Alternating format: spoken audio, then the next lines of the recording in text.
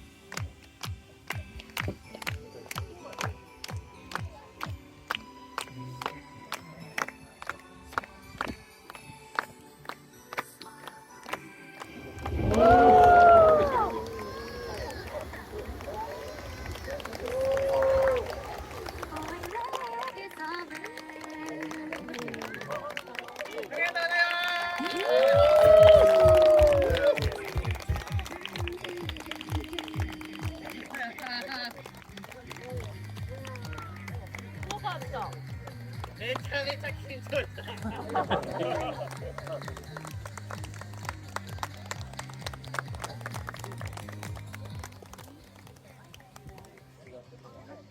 がとうございます。楽しんでいただけましたでしょうか。ありがとうござ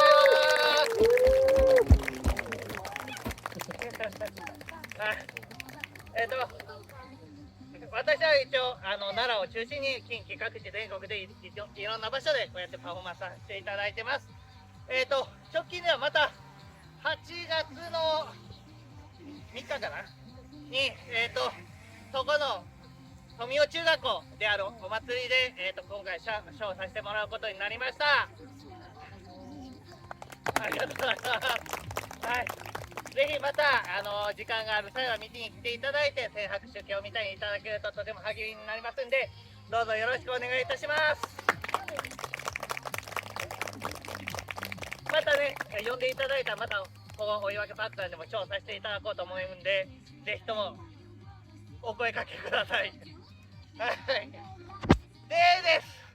皆さんにも許可いただいてます。私。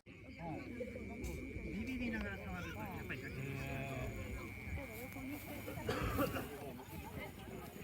ありがとうございます。